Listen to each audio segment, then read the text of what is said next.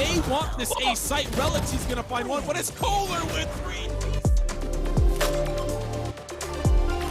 It's all gonna come down to timing. Cutler's gonna come up with the clutch. 4 kills on the round. It's now gonna push forward. It's perfect. Oh my goodness, it's He's just holding it all the way through. Sabro's already tickle peek. Spike defused.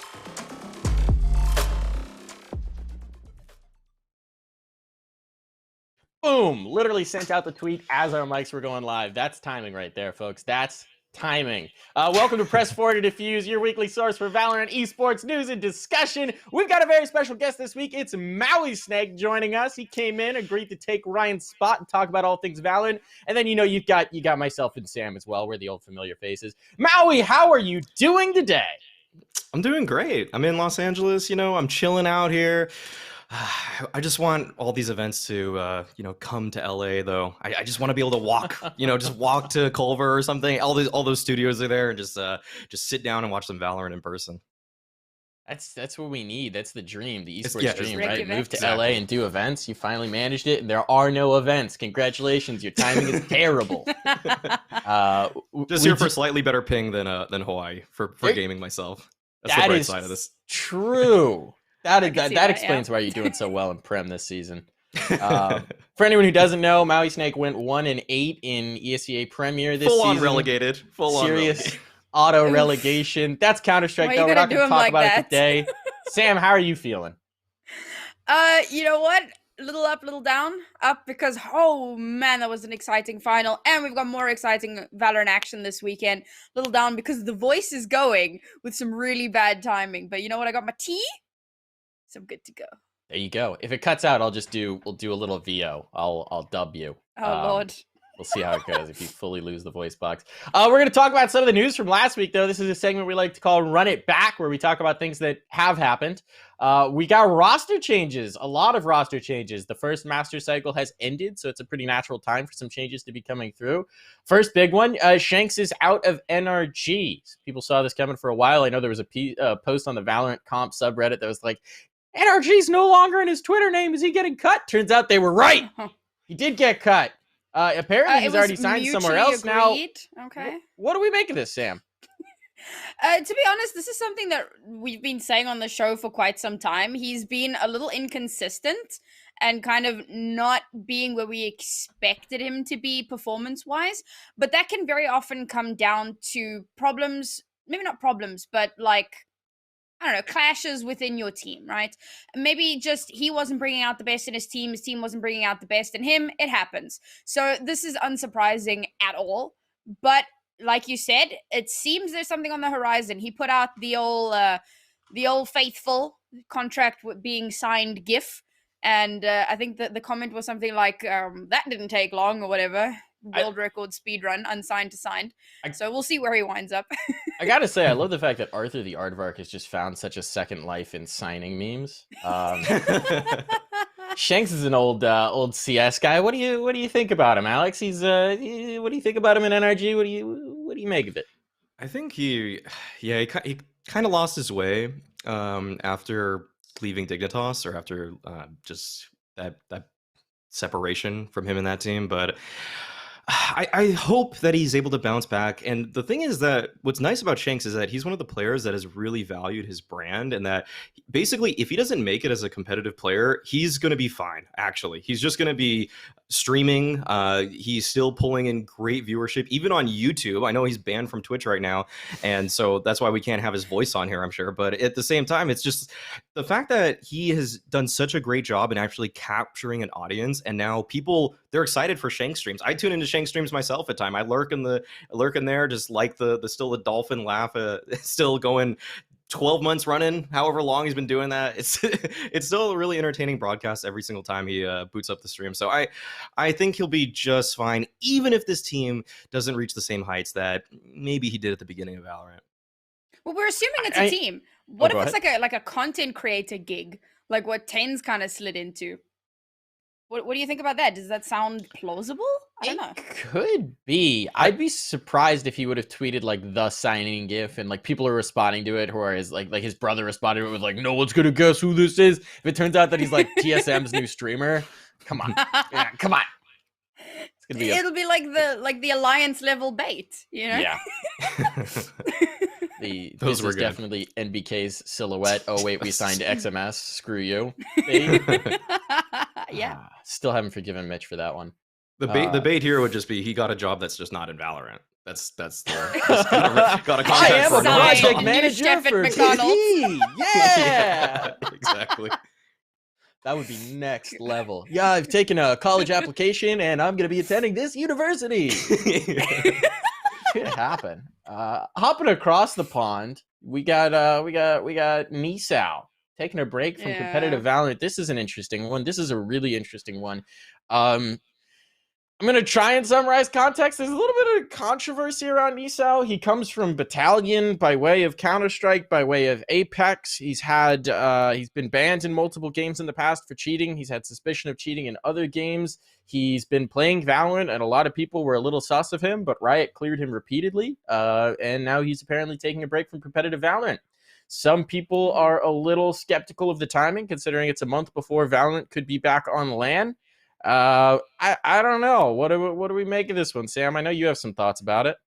Yeah, so actually their coach, Heretics' coach, Tanisk, posted a tweet longer with even more context to it. So this is obviously the initial tweet that came out, but there's the tweet longer that came out. There it is, fantastic. Where he gives a little more context. Female because he hormones himself, for men. What? Thank you, ads. This is just what I needed. Thank you. Griffin, So, gotta work like- on that ad blocker. There were a lot of shush, Mike. There were All right, continue. There were a lot of comments on the original tweet. Well, particularly because it was retweeted by Nell, who tagged artists and was like, "Any comments? Lol." And there were a lot of like comments in the tweet thread that just really made Tanny's blood boil. And he explained that Nisao's family problems went back to first strike, and he had said even then that he was thinking of taking a break. And so they kind of pulled him back a bit. That's why they got the sixth man. We spoke about having a sixth man and how it was really cool when it happened, and they were like one of the first teams to do it and whatever. And we were kind of speculating like, oh, this is so cool. They're going to have specialists. No, it was because Nisao is having family problems and needed to, step back. This is way before the first LAN was announced. Now everybody's saying dodging LANs. In fact, there is a tweet that was deleted. I'm not going to say by whom because it was deleted for a reason. But it said dodging LANs in 2K21, lol.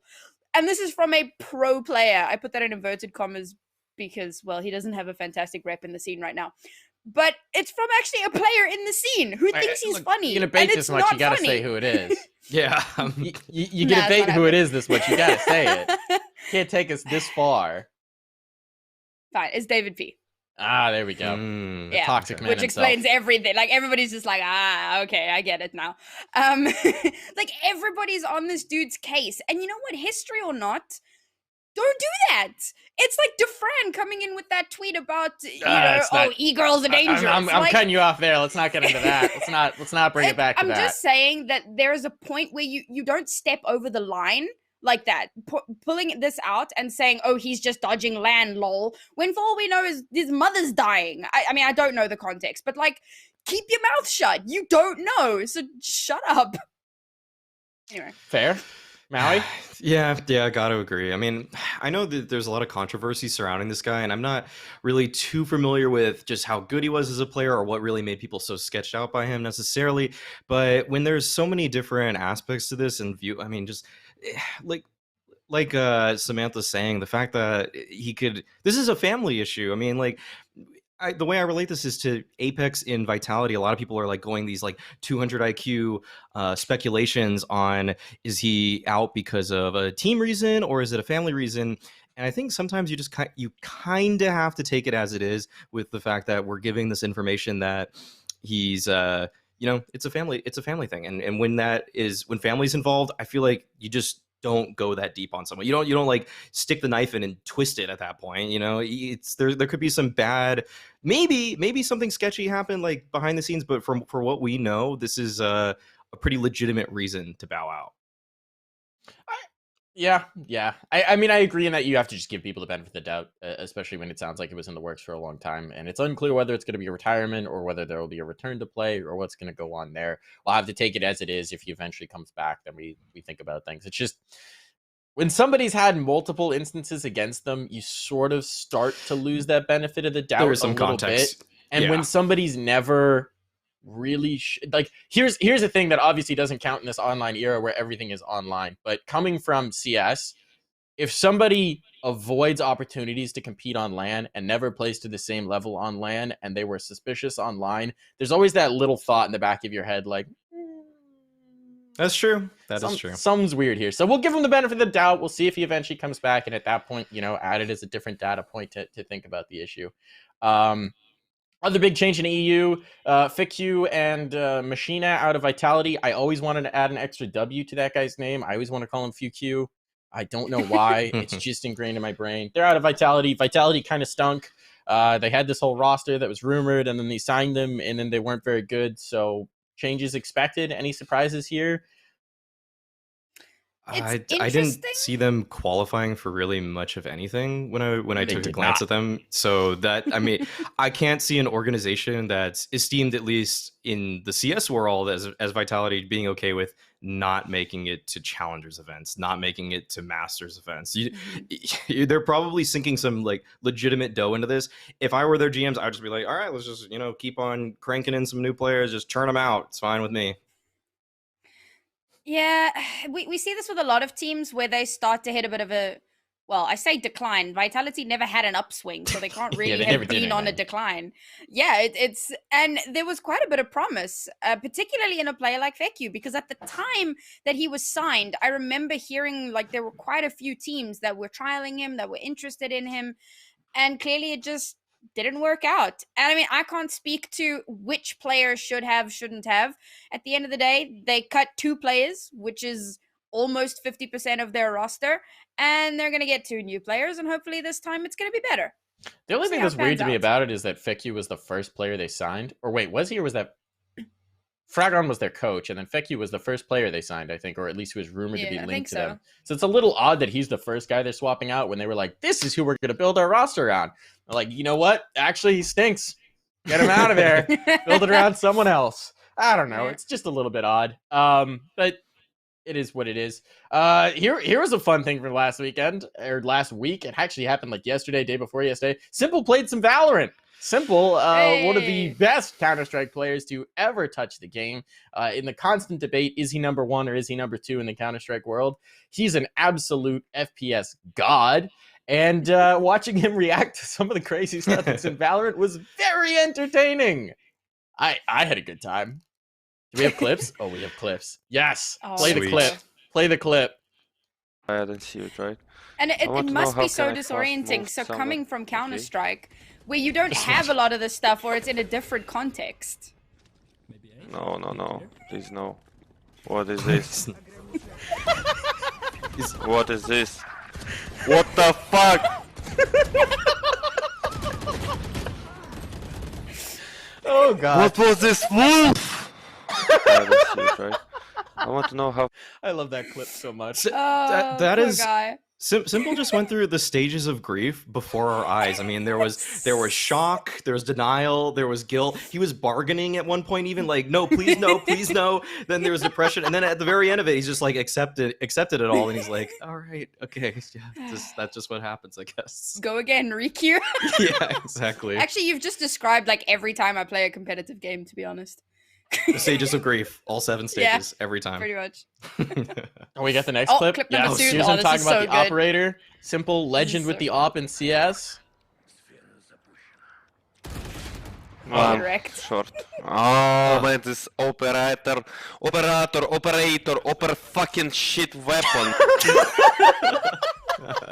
There was another clip where he actually talked about his points in it, which basically he thinks that they should revert it to the pre-nerf operator because there's so many things that you could do to push someone off of an angle with flashes through walls, smokes, concussions, yada, yada, yada, that making it so that the operator is so slow to react to those things is problematic. Which I actually thought was a pretty valiant point in and among his whole just like, what the hell is this game? I agree. Okay, this is I was thinking about this. Like, there's a lot to talk about here, but the operator I think is too weak right now. Actually, I think it's not good enough. I think the economy right now in Valorant is actually making it that, like, okay, I'll just give an example. Xset in Masters didn't buy an operator. Like, they just lost the whole tournament without getting an operator, or maybe they had one but they didn't get any kills with it of any note. So like, the gun is too expensive right now. The fact that you can't even save 2 rounds and get an operator right now, by the way, because it's like you get what, 2400, and the gun costs $5,000. When can I get an op? When am I supposed to actually have this weapon? That's the big question for me when I see this. Gotta be a trust fund, baby. It's what's gotta happen. You gotta inherit it from the previous game, and then. Riot's just trying to teach accurate financing here. Really trying to prepare people for the future. No, How to budget. I always harken back to one of the points that I saw when the original nerf came through, which was that Riot fundamentally misunderstood what was the problem with Jet opping. Was not the op, it was Jet.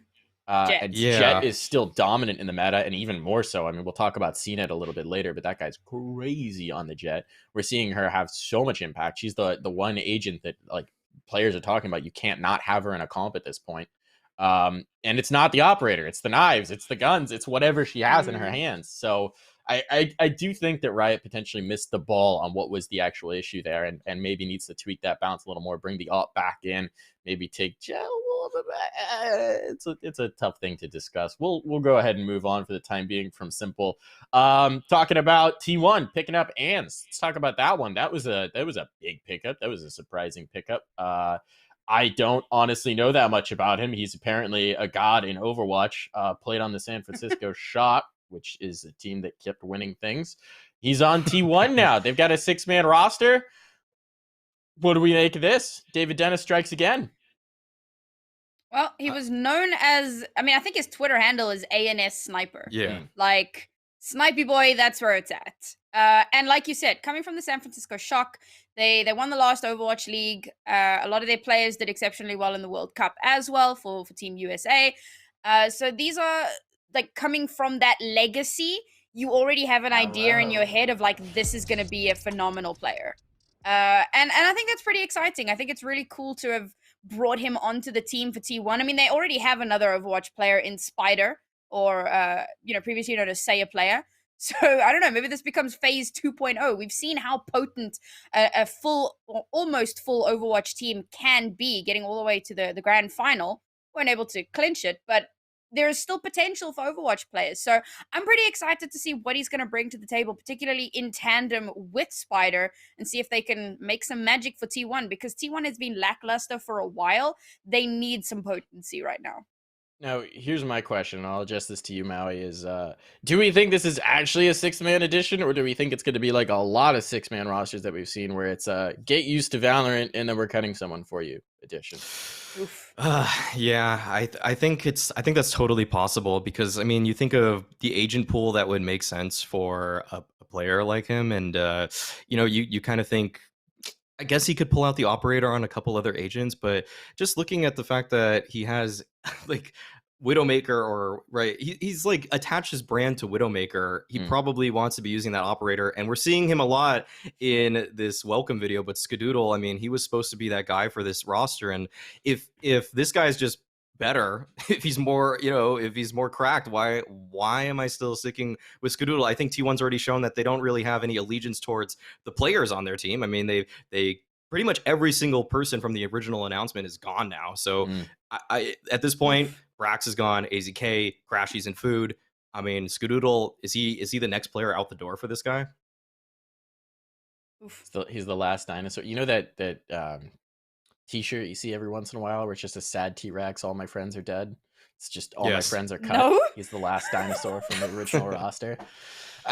Jeez. I think it does make sense, though. I mean, let's be honest, Skadoodle has underwhelmed, and he's never really been the major winning prince that was promised that this team is hoping to help build around. And it makes sense. He came out of retirement, yada, yada, yada. But because Skadoodle was benched for a while. Yes. He was playing a phenomenal Sage in, like, beta launch around about that timeline. And then Sage had a massive nerf. He got put on the bench.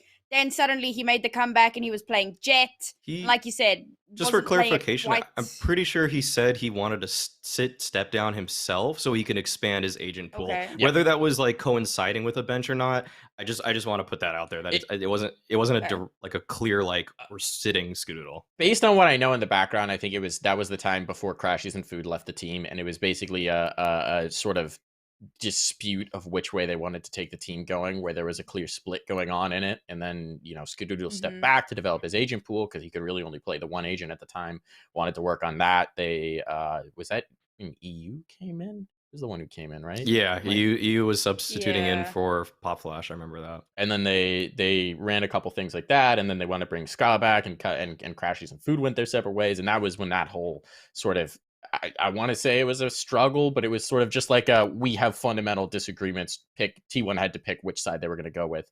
They ultimately went with what they did.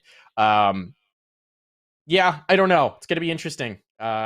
He's an interesting character. I don't know that much about him coming from Overwatch. I'm curious to see how it's gone, since we have seen like Spider pop off. We've seen, I mean, obviously, when you're looking at Sentinels and FaZe, lots of Overwatch pop offs. Here we could see some more action.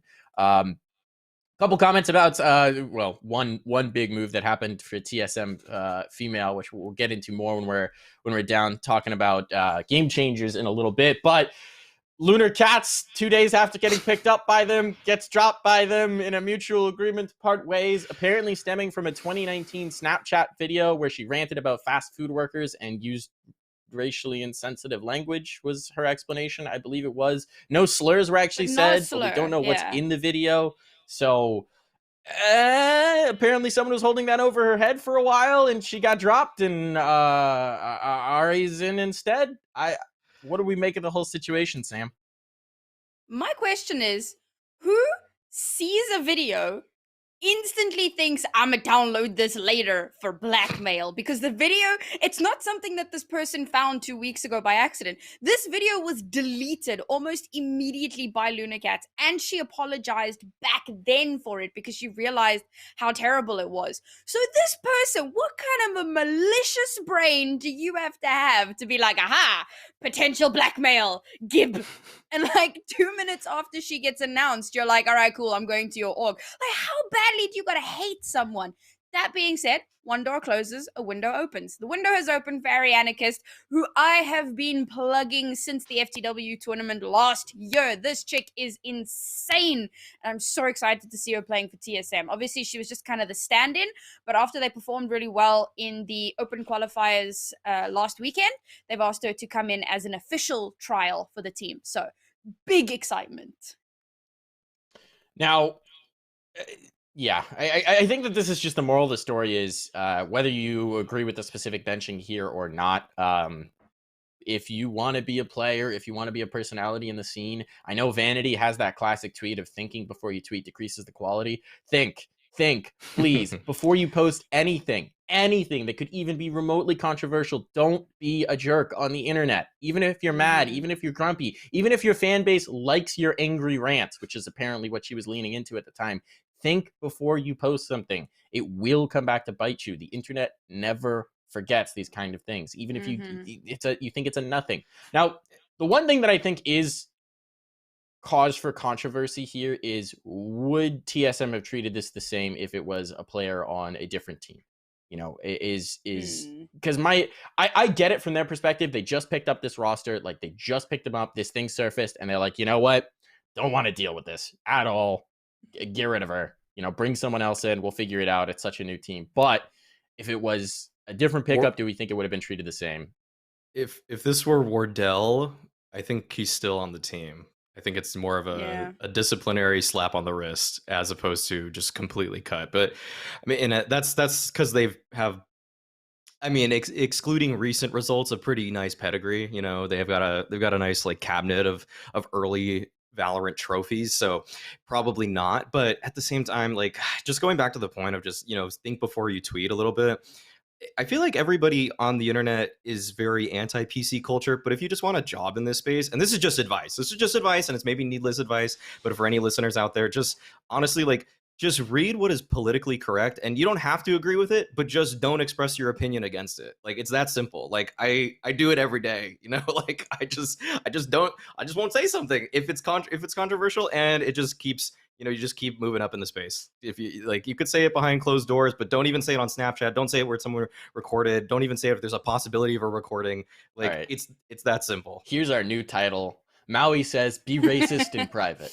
No, I'm not even racist in private. I'm not even anything in private. I'm just saying, like some, you know, it's like certain politically correct stances. Yeah. I might not 100% agree with, but anything like against marginalized groups, like fast food workers, minorities in terms of racial makeup, anything like that, I'm just like, I don't touch those issues because I'm usually like on the side of the oppressed. So Yeah. And the moral of the story is always just don't be a dick. Just don't. yes, Honestly. exactly. Especially don't be a dick publicly. Just, it's a prevailing life philosophy. If you think, is this And you kind know of a what, dick like- move? Don't do it. I'm thinking back to that Equinox thing, and I know like we memed on it a little bit, but there was the one point that I remember a lot of people have joked about where they said you get like social media training, and everyone was like, "Oh, what is this? It's such a meme." No, it's not. It's actually really It's not. important. No. Please learn how to social media. Don't be dumb and get your account banned for nothing. Fuck. Oh, yeah, ooh, that's a fun one. We'll just talk about it right now. Mark Bach Wilson, famed host of the last Masters, got his Twitter account suspended for impersonating 100 Thieves to post a fake ninja joining the team announcement.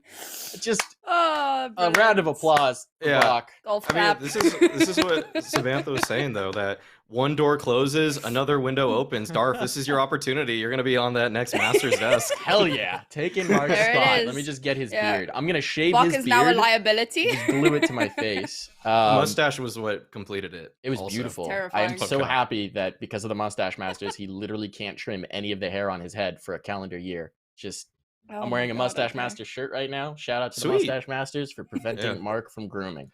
Yeah, when I was Um, watching Masters, I thought I was just in 2005 Williamsburg, you know, just hanging out, just Accurate. on a street corner. It's just like, oh, this guy's here. He's back. All right. I'm for flashing it. back to your college days, wandering around Brooklyn. Yeah. Yep. Anyway, Uh, tangents. All right. Let's talk about the meat of this week. Masters. I'm going to get us slightly back on track. We're going to talk about Masters. Masters 1 NA happened. It was a lot of fun. The show was a heck of a good time. We had some very interesting narratives coming into it. The first one, obviously, let's talk about Sens and Tens, or Tens and Sens, whichever way you want to phrase it. Sentinels pick up Tens as the stand-in in Sinatra's place to play the tournament, and they win the damn thing. And they win the damn thing convincingly. They only dropped one map in the entire tournament, and it was in their first series when they literally had an hour of practice with Tens before going into that series. They dropped one map to Luminosity, otherwise undefeated through the tournament. Warm up. What do we make of their form? Maui, talk to me about Sentinels.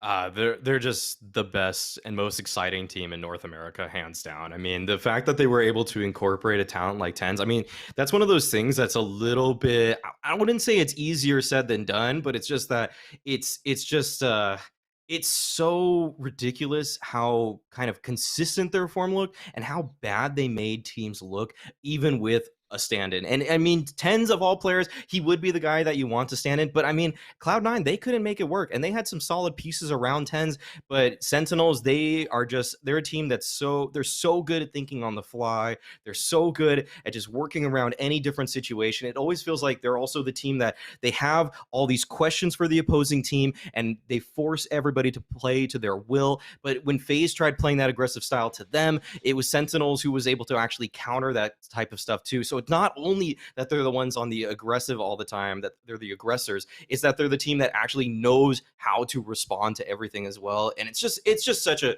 great brand of Valorant to watch, honestly. I'm so glad that they're pretty much emerging as what will be the international representatives of North America as the best team. Yeah, I think there was a really interesting article with Tens, an interview where he talked about the fact that this is the first time he hasn't felt like he needs to be the hero every round. He has faith in his teammates, and he can kind of just step back and play his role a little bit and let someone else pop off in rounds. That was one I found really interesting. Sam, what do you think about it? I think that it takes a lot of pressure off of his shoulders. You know, if you're coming into the server and the thing you're thinking of is, oh, it's Tens and friends, I have to be on my peak, because if I'm not on my peak, then we're just not going to perform. It's like, complete extra pressure on top of that. So and you can crumble under that kind of pressure. It can put a massive toll on your mental game. You come into a game like this feeling like, I trust my teammates. If I don't do well this round, it's not the end of the world. No, it's not great, but the rest of my team are there. They're going to back me up. They're going to support me, and I'm going to support them the best I can. It takes a little bit of the edge off of that pressure, and that really spurs you on to succeed even better than what you would have previously. And I think we've seen a side to Tens that we've been wanting to see. He's always been a good player, but he's been given the opportunity to really be a phenomenal, outstanding player. And like, looking at Sentinels, so an expression comes to mind, and everybody knows the expression "jack of all trades, master of none," right? And you would want to, if you just think of jack of all trades, you would want to apply that to Sentinels, and then you remember it's master of none. But the phrase actually is longer than that. We've chopped it twice. The last bit of it is oftentimes better than a master of one. So you might not be the master of everything, but you're better than a one trick. You're better than somebody who can only play one or two. The flexibility of Sentinels, yes, they're a jack of all trades, and maybe they're not the absolute best, but they're definitely better than everybody else. And that ability to play around Tens, who has just slotted in so randomly, particularly from Shazam, who really had to go above and beyond to be flexible, was just super admirable, really impressive. I want to talk a little bit about the future of that team. Mao, you talked about them as potentially being the international representative of North America. A lot of it's going to hinge on what happens with Tens. His loan is apparently through, I think it was like April 11th. He reverts his contract to Cloud9. Apparently, the buyout before Masters was reportedly over $1 million. That's according to a tweet from Fion. I think we've got the tweet here. Apparently, it's over 1 million. He says after Masters, who the hell knows? Well, if he has a contract, it should probably still be the same number. I think. I don't think the contract clause would just be the buyout is whatever Jack says it is. Deal with it. Yeah. But still, here's my question. Should Sentinels acquire Tens? If the price tag is $1 million, let's throw $1 million around as the number. Should they acquire Tens? Maui, what do you think? Absolutely. If you want to stake your claim as an organization that cares about the future of Valorant, you want to be the best team in the world at Valorant. And Sentinels has an opportunity at that. If they let this slip between their fingertips, get somebody who's not quite as good, like I don't even know what kind of duelist you would get. Like something like Tex. Tex is great. Tex is a great player. He probably would be a great fit for any team, but he is not Tens. Tens is right now the hottest player on the market right now. He's arguably the best player in the world. I know we can talk about CNET. I know we can talk about a couple other players in other regions, but right now Tens has proven that he's a top 2 player in North America, arguably, and then probably a top 3 or 4 player in the world right now. If you are not going to shell out for this guy right now, then what are you even doing in this space? Why are you not trying to build the best roster you can absolutely build right now? You need to take this off. You need to take this opportunity. You need to continue with this roster, show some continuity, because right now Sentinels is making a huge name for themselves in this space. Sam? And honestly, taking Tens off the board, I think, is bad for the scene in general. You don't want to create an environment where your top players aren't playing, and I don't mean yours in your teams, but I mean like the top players in the game aren't playing because they're bogged down by whatever it is. So Tens became a content creator, and we've all kind of speculated it had more to do with he just didn't want to play for C9 because they were losing. Then he gets onto Sentinels, and there's a really good chance that he's even said it himself. If the opportunity arose, he would seriously consider it. There would be a good chance of it happening. And you need those players back in the scene. You need good competition. You need good role models for new players coming into the scene. This is really important for maintaining a healthy ecosystem. So yeah, if Sentinels cares not only about their title, but also about the ecosystem and about Valorant itself, then absolutely, you pay that $1 million. I think there's also another dimension to it, which is just from Sentinel's perspective, this is the perfect opportunity that's fallen into their lap at a terrible time, right? You have, from a PR perspective, an absolute disaster with the Sinatra situation, and then the golden goose of Tens becoming available drops in. It's like the perfect mouthwash to wash everyone's taste away about that and just be like, look, we've got Tens now. We're the best in NA. We're going to be the best in the world. This is what's exciting. It completely changes the narrative around your team, and it gives you direction going forward. So yeah, if it is at all feasible financially, if you have to, I don't care, someone's got to sell a kidney, by tens. By tens. And here's the other thing. Here's to Jack and Cloud9. Do the patriotic thing. Help NA be the best in the world. Sell tens. Negotiate his buyout. We need an NA super team. These EU guys, they're so cocky. They think they're going to be the best. Actually, people are talking about the I take Brazilians back everything being I better. said. Slashers rating every region above NA. I'm not about it. Tens and cents. I take make back it everything happen. I Make said. it reality. G2, buy tens, import him. No. Don't no. do that to us. We need this. We need this. Uh-huh. All right. Other big narrative for Masters. Obviously, there's a lot to cover. There were a lot of exciting games, but the other huge narrative was FaZe. The SMEG seemed to enter like its final form, was destroying everybody except Sentinels, who they lost across 2 series, every map, 0-5 across 2 series. I mean, what do we make of this FaZe team? What do we make of the SMEG? Sam, what do you think about it? I think it's very easy to look at that result and go, oh, well, FaZe is just another disappointment. But you really need to look at the story. You need to look further back than just the grand final and the semi-final and see the improvement that they've made since Trippy joined them. To see FaZe come from being a team who we kind of spoke about the way we talk about T1, you know, tape it off, don't really get any results, looking really lackluster, you know, a lot of terms in that same vein. For them to have improved so much and gotten where they did, they were in the grand final, for goodness sake. Nobody predicted that one. Not even me. And I'm like their biggest fan. I think that this was a really, really impressive result, but I think it was just difficult coming up against Sentinels, who have never looked this good. I mean, we were all surprised to see just how powerful. We all suspected, oh, Tens is in. This is a good pickup. It's going to give them a chance to stay competitive. Like they just went above and beyond. And they leveled up in a way that we didn't really expect. I think that FaZe gave Sentinels their biggest challenge, but it was always going to be that, a big challenge. Now, Maui, I know you're going to have some thoughts about how they went about doing it, but why was Sentinels so effective against this FaZe team where every other team in the tournament failed? It felt like they could match them blow for blow in terms of not just in terms of firepower. I think Tens did add a lot in terms of that, but I think the fact that they had pretty clearly outlined procedures that when things get aggressive in their face, they know how to respond, and they were cool, calm, and collected. It felt like Sentinels were never doing any kind of guesswork throughout this series. It never felt like they were saying, "Oh shoot, okay, they're pushing us. This is unexpected. How do we respond? Oh, let me just fumble with my curveball and just die, you know, something like that." It always felt like, okay, oh, they're coming at us. Okay, let me just okay, yep, okay, curveball around the corner. All right, just take them out. All right, hey, you're gonna swing off me. First contact.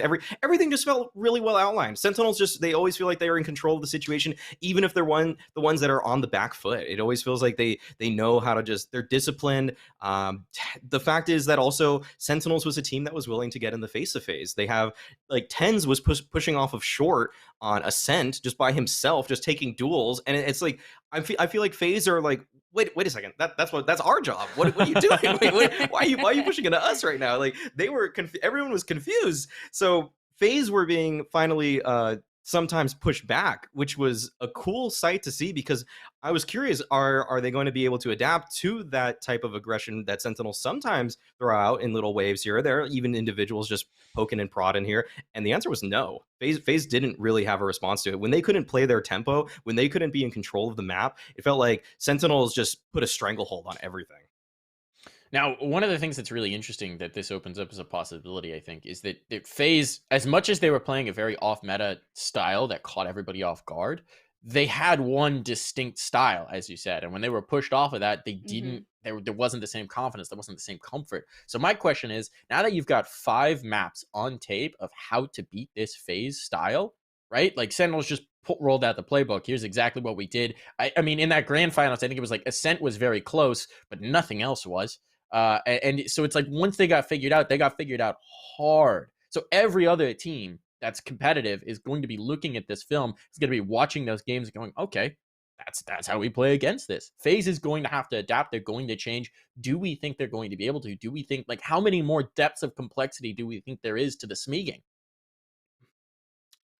I think that FaZe, just in terms of the pieces they have on this roster, sure they might like playing this style, but it feels like with their backgrounds in Overwatch and just I think that they should be able to do just fine. They just need to harness like the ability that they have on their individuals in a slightly more reactive way as opposed to being always the proactive team. You need to be able to communicate what's going on around the map and be able to like make the best mid-round calls based off of that. When you can't just take the space that you want to take, you need to have those contingency plans, because it felt like for FaZe so frequently that their first plan just worked in so many rounds. It felt like they rarely had to be like, oh, okay, wait a second, guys, we lost a couple players there. Let's go for our backup strategy. The backup strategy, where's the backup strategy? Because everything just works. And if everything works, you don't even need to think about that.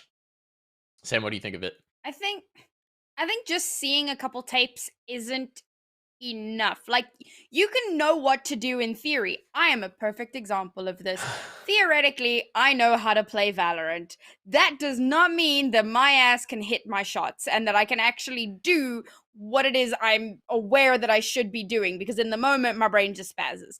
So like, you can look at tape, you can have all the theory on a team, you can know from a logical standpoint what you should be doing, but that doesn't mean you can execute it. It's still going to take time and practice. And I think that FaZe are still a little bit above the rest. But it's definitely a step for all the other teams to have been able to look at the tape, for the teams that did get to play against them, to have had that little bit of experience. They can start to build on that. These are the building blocks. You don't build a tower in, 20 minutes or in 7 hours of gameplay. It takes time. So with some time, yes, but right this very minute, I don't know. I think it's interesting as well. I think the other thing you have to acknowledge is across those 5 maps, the only map that wasn't played was Split. So you've got 4 of the maps in the pool. You've got a game plan for how to beat this FaZe roster, and it's nicely outlined for you, right? It's very much on display. You've got multiple rounds. I think that FaZe, obviously they have the skill, and obviously with Trippy's addition, they figured out the antidote to the current meta of Valorant, and they could do that again. They can continue to shift and try and find the off-brand to really stump teams and destroy them. But I think they are going to need to adapt. I think that if they roll out this play style in the next tournament, I think they'll still have some success, but I don't think they'll catch as many teams. I don't think you'll be catching the Envies. I don't think you'll be catching the Gen Gs off guard in the same way. Let's talk about some of those teams. I know, Alex, you really wanted to talk about Envy here. I wanted to talk about sort of the other teams, any big losers, winners, so on and so forth. Let's talk about Envy first. What did you see? I really liked Envy. I felt like they consistently in rounds had just an X factor in who could step up. That was something that was really nice and refreshing, because I feel like some of the teams here at Masters, I mean, like, these are some of the best teams in North America, but sometimes I just see a player, in a late round situation, I'm just kind of like, all right, sure. Like, I can just turn this off or whatever. It's like, no disrespect to the players, but honestly, with Envy, it's more praise to Envy. It's that on Envy, pretty much every single player, maybe with the exception of the guy we're looking at on our screen right here, was actually really clutch. And nothing against FNS, but at this tournament, it kind of just felt like those 1v1s, 1v2s weren't going his way. Actually, I think I actually looked at the stats, and I don't think he won a single clutch at Masters, which is crazy. But people like Food did, and people like Crashies did. So I'm still in a position where I think that Envy can be a really solid team. The problem with Envy is that I don't think people are really thinking about this, but they're kind of like FaZe. They're kind of a one-trick team. They have only one agent swap across all the maps that they played, and it's just FNS. Is he going to play Killjoy or is he going to play Cypher? And it just depends on the map for him. And I feel like if they're too a team that it just feels like they're trying to find out what their strengths are right now, and they're playing to those strengths. But we saw kind of the extent of that. We saw them come in 4th place here. Maybe on a different day they beat Gen G and make it top 3, but I think this roster needs a little bit more in terms of innovation. I think that they could use a little kick in the butt here or there, just getting maybe a different player, trying out a couple different compositions, because Caboose, he's sick on Rays, but it's weird to me that I'm not really seeing as much just variation in terms of their lineups. I feel like it just could be. I don't think they're running a Jet very often, if ever, and I feel like that's something that all the 3 top teams are incorporating. So I thought that was Mame before, but I'm not sure why he's just all in on Omen now. I think I'm gonna build on your point here, which I think that what Envy's really missing is support around the team. I think they need a damn coach, and frankly, maybe two coaches. I don't know, but Didn't they have two coaches at a point? They had the Overwatch coach and they had a CS coach. I remember because it was Chu who came over from the Envy Overwatch Academy team, and there was somebody else who was a CS coach whose name I don't remember because CS things. But they had coaches. I think they've been exploring the possibility for a while. I actually know that before MCE signed for Genji, Envy was pursuing him. But the one thing that they couldn't figure out geographic location because they wanted him in Dallas, I believe, was the issue. But I think that they're going to be looking back on that and kicking themselves because that was a huge mistake to not pursue him harder. I think that it was best demonstrated by their matchups with Genji. I think there's a really good illustrator. First round, they beat Genji in a 2-1. The two maps that we're going to highlight, and then in the lower bracket semifinal, they lose to Genji in a 2-1. And the maps, I think, really tell the story here because we're going to throw out Ascent and Icebox. Those were traded either way. The team that lost won. I think it was Icebox was won by Genji in the first matchup, and then Ascent came through in the veto instead, and Ascent was won by Envy. But those were the only maps. Not going to think about those. The other two were Haven and Bind. So they played the same maps. Envy won them both the first time around. Genji wins them both the second time around. To me, what that says is Genji was able to adapt more. They had seen it before. They came in with a better game plan to counter what they saw from Envy. They brought in the strength. They changed it. And to me, that speaks to MCE's influence. I will freely admit that I'm biased as hell towards MCE. Big fan of him and what he brings to a team. I think he's a huge asset for them. But I think that it speaks to Envy's lack of ability to do the same thing. They're a little bit of a one trick. They don't have a lot of variety in their agent pool. They're not trying to do a lot of things to change up their play style. They're sort of, this is our play style. We think we're better than most teams, so we're going to run it. And it's not working anymore at the top of Valorant. It's just not. When we're seeing teams like FaZe, we're seeing teams like Sentinels adapt and change. We're seeing the Gen Gs get better tournament to tournament to tournament. You need to have more support structure. So they don't currently have a coach listed on Liquipedia. I don't know if they're working with someone behind the scenes. I know they were trying to get a coach for a long time. And I think trialing with different people, you got to figure it out. You need to have a coach at this point. You need to have a different voice there so that it's not just FNS trying to come up with all the answers. He can still be the lead voice. He's a very good at it. The chess master, the 3000 IQ move memes that we have from Counter-Strike, but he needs somebody. There needs to be somebody else there who could just figure out the anti-strats, help develop it so that, mid-tournament they can make adjustments and changes because they're missing it right now. They are really missing it. I gotta agree. I feel like unless you have some weird just giga brain team like Sentinels that's just at the helm where everybody's probably contributing there in some shape or form.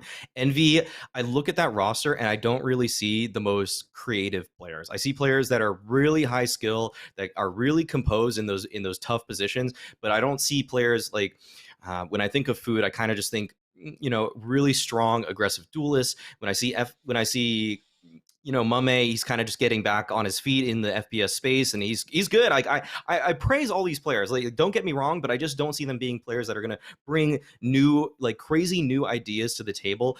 So I think that this team, if they want a pragmatic solution, I think there's two options for them. One is to listen to Darf and get a coach, or two, just start watching Korean Valorant, in excess. Just literally just start grinding, just binging this stuff. I know you guys all watch anime after you're done with practice. Just watch Korean Valorant instead. It's the same thing, okay? Honestly, just it's great. It's a lot of fun, and there's just so many different types of play that are coming out there. And just try something out. Just go with it in practice for a week. In a week, just bring out the breach on somebody, switch Mame to Jet for a week. Just try to commit to a new style just so you have it in your back pocket. Love it. Alex is the weirdest advice on this show. I love it. I love it. I'm all about it. Be racist behind closed doors and become a weeb. Alex's guide to success. Important statement to clarify for anyone who's tuning into the show now and doesn't have the context of our previous point. He didn't actually mean that. He didn't actually mean the racist definitely part. Not. That is a joke. That was a joke. Don't clip it out of context. Don't you do it, people. God, please. All right. So anyway, I want to talk a little bit about the other side of that coin we talked about in the Gen G Envy matchup. I was very pleasantly surprised by Gen G. I've been beating the drum for this team. They just keep getting better and better and better, and we see it through the course of a tournament. We see the adjustments against a team like Envy. We see the development of the game plan. We see them improving time in and time again. And also, and I'm going to say this, I think Kusta is blossoming into being a force, and that's pretty exciting for this team. What do we think about Gen G here, Sam? I must say that, so, we spoke about how we were going to talk about the, upset wins and losses and whatever. And like, this might be a slightly hot take, but when we did our power rankings for NSG, because obviously they did an aggregation of everybody's predictions, I had Immortals and XZ as my bottom two, and I was right. But the team that exceeded my expectations, I think, was Gen G. And I love that even now, they haven't stopped evolving. Like, just when you think they've finished their evolution, they're like, this isn't even my final form. And they just carry on. Yes, I've mixed anime, but whatever. It's really impressive. That's how far they've evolved. They've jumped into different anime entirely. Valorant is an anime. No, they've been really, really impressive to watch. And beating teams like 100 Thieves and Envy really shows a lot of growth and a lot of promise for the future, because I don't think it stops here. I think they just keep getting better. And I'm really looking forward to the next Challenger series, which is like a week, 2 weeks. Holy cow, man. You don't even get a chance to take a breath. No time in the calendar. No space in the calendar. Maui, what do you think about Gen G?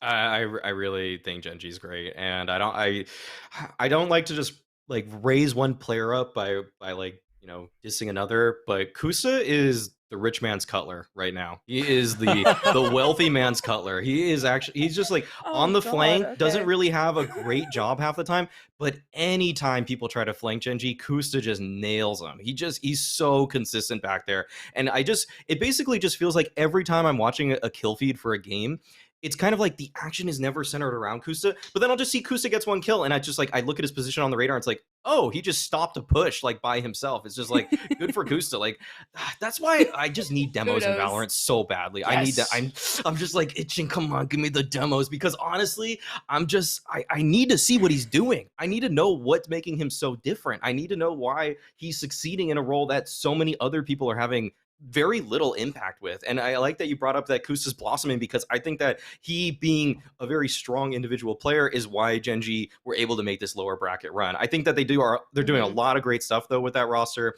I think that just basically I've seen everybody on this team contribute in such a great way. Guimon just pops up with the rifle and he's leading the team all the time. Hwin is probably my if I wanted to watch now an operator user or a jet op that basically just to see like what's the right play, I think Hwin is that guy for me now. I feel like he doesn't have as many. He's flashy when he needs to be, when he pulls out the knives, but he actually just makes the right choices all the time. I feel like I never see this guy actually mess up. I never see him like, oh, why'd you do that? Like, I always feel like there's a very clear thought process behind everything he's doing, and he's playing the numbers game, he's hitting tough shots, and he's elevating Gen G to a level where they can have consistency to make lower bracket runs like they did in this tournament.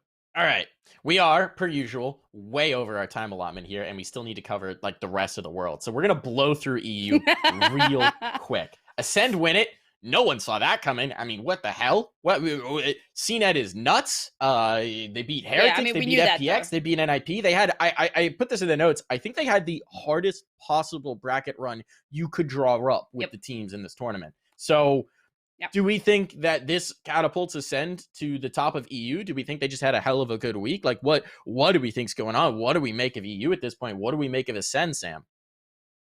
Okay, so CNED is somebody that Ryan and I have been hopping on about for quite some time, since like Ignition and before, because he's just been that good.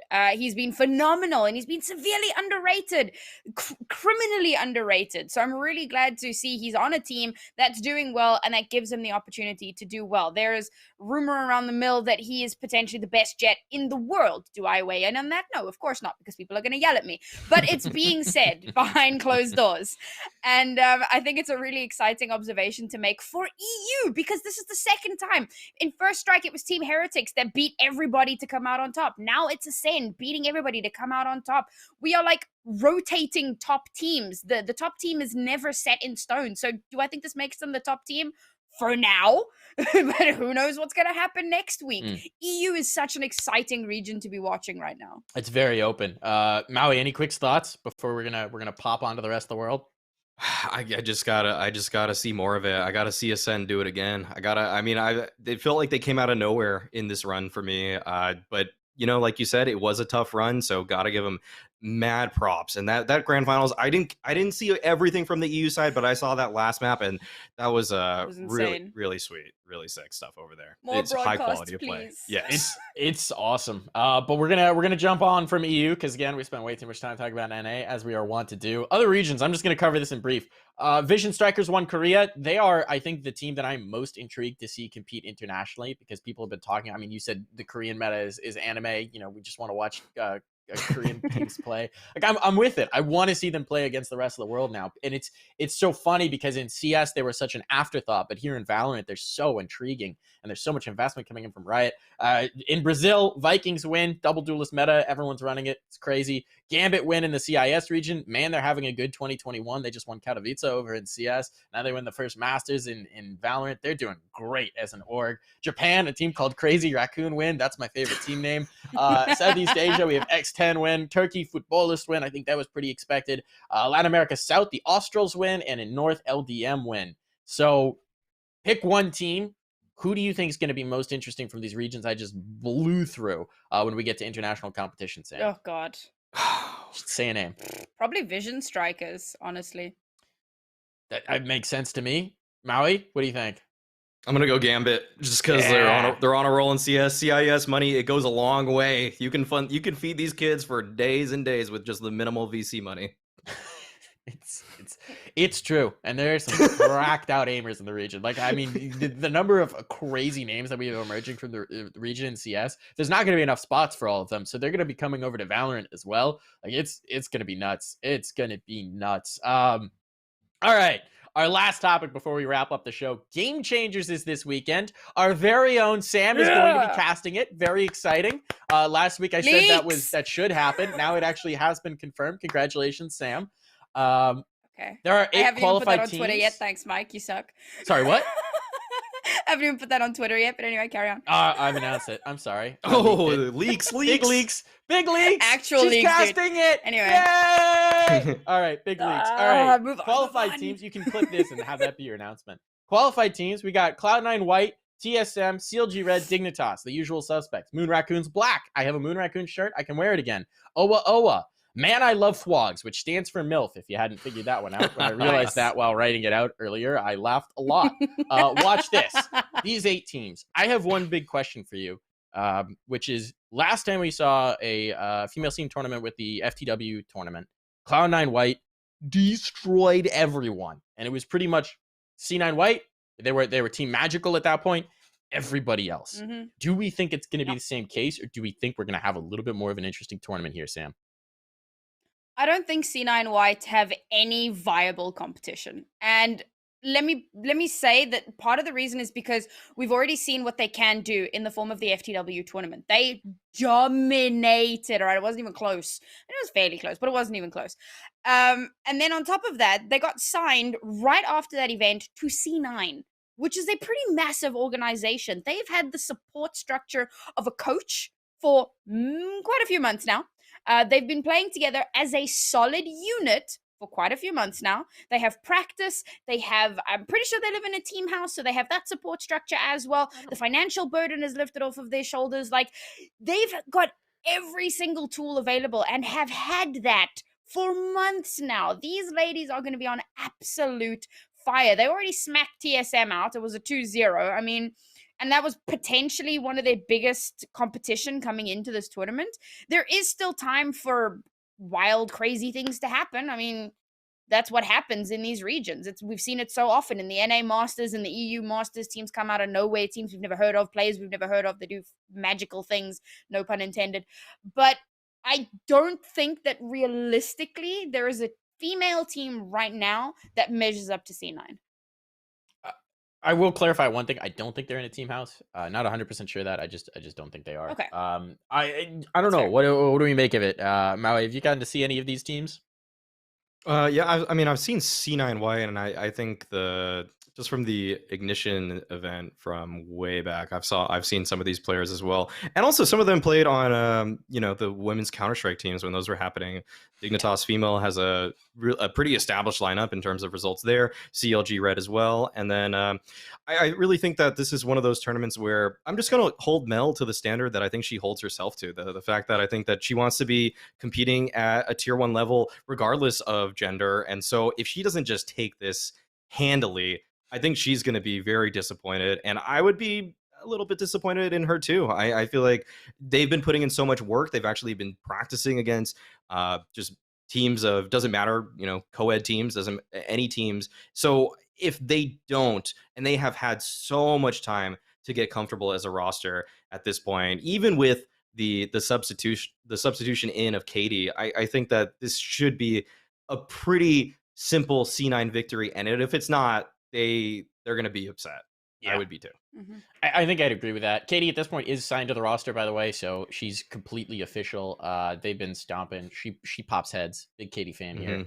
I agree with you. I think the skill level on that, and I think just the fact that the only other team in this tournament that, as far as I'm aware, was signed a month ago was Dignitas. Right? They're the only other one that existed. The CLG Red roster is taking shape before our eyes, being built around Benita. They're still announcing players. TSM got announced last week, immediately dropped someone, brought someone back in, as we talked about earlier in the show. All of these teams are sort of coming together last minute once the Game Changers tournament was on and they had the details of it. The only established teams are C9 White and Dignitas. And so those are who I'm looking at to be at the top. And again, from what we've seen from Cloud9 White so far, they're so good. They really should dominate, and it is going to be a question of every other team trying to prove they can hang with that top roster. That's what's really, I think, going to be interesting, is to see where the rest of the pack is, because you've got the high watermark. We know we have the established high watermark. We know what they could do. We've seen what they could do. We've seen them play against some very strong competition. Who can approach that high watermark? And if someone can surpass it, boom, they're suddenly the most interesting team in the tournament, without a doubt.